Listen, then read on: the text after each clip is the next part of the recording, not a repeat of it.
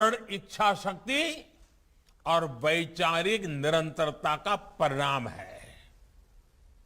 Doctor Rajendra Prasad ji, Sardar Vallabh भाई पटेल और कमा मुंशी जैसे महानुभावों ने इस अभियान के लिए आजादी के बाद भी कठिनाइयों का सामना किया, लेकिन आखिरकार 1950 में सोमनाथ मंदिर आधुनिक भारत के दिव्य स्तंभ के रूप में स्थापित हो गया।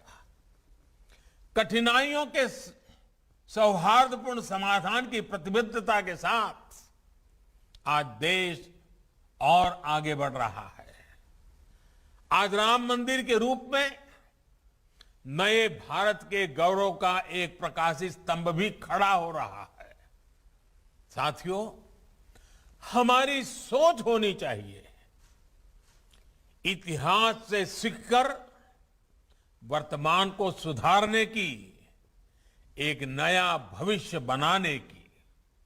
इसलिए जब मैं भारत जोड़ो आंदोलन की बात करता हूं तो उसका भाव केवल भौगोलिक या वैचारिक जुड़ाव तक सीमित नहीं है। ये भविष्य के भारत के निर्माण के लिए हमें हमारे अतीत से जोड़ने का भी संकल्प है। इसी आत्मविश्वास पर हमने अतीत के खंडहरों पर आधुनिक गौरव का निर्माण किया है, अतीत की प्रेरणाओं को संजोया है। जब राजेंद्र प्रसाद जी सोमनाथ आए थे तो उन्होंने जो कहा था वो हमें हमेशा याद रखना है। उन्होंने कहा था, सदियों पहले भारत सोने और चांदी का भंडार हुआ करता था। दुनिया के सोने का बड़ा हिस्सा तब भारत के मंदिरों में ही होता था। मेरी नजर में सोमनाथ का पुनर्निर्माण उस दिन पूरा होगा जब इसकी नींव पर विशाल मंदिर के साथ ही समृद्ध और संपन्न भारत का भव्य भवन भी तैयार हो चुका होगा। समृद्ध भारत का वो भवन जिसका प्रतीक सोमनाथ मंदिर होगा। हमारे प्रथम राष्ट्रपति डॉक्टर राजेंद्र प्रसाद जी का ये सपना हम सभी के लिए बहुत बड़ी प्रेरणा है। साथियों, हमारे लिए इतिहास और आस्था का मूल भाव है सबका साथ, सबका विकास, सबका विश्वास और सबका प्रयास।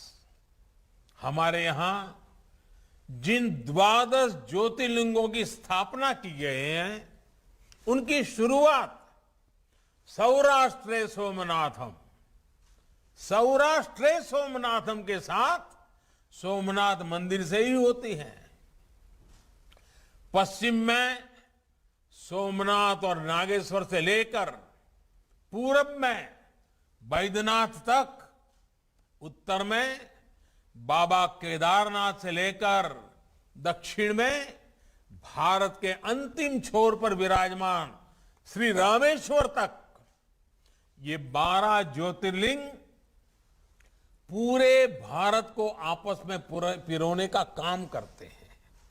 इसी तरह हमारे चारों धामों की व्यवस्था, हमारे शक्ति पीठों की संकल्पना, हमारे अलग अलग कोनों से अलग अलग तीर्थों की स्थापना, हमारी आस्था की ये रूपरेखा वास्तव में एक भारत श्रेष्ठ भारत की भावना की ही अभिव्यक्ति है।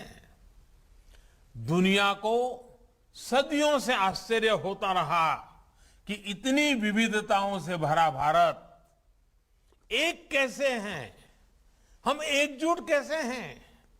लेकिन जब आप पूरब में हजारों किलोमीटर चलकर पूरब से पश्चिम सोमनाथ के दर्शन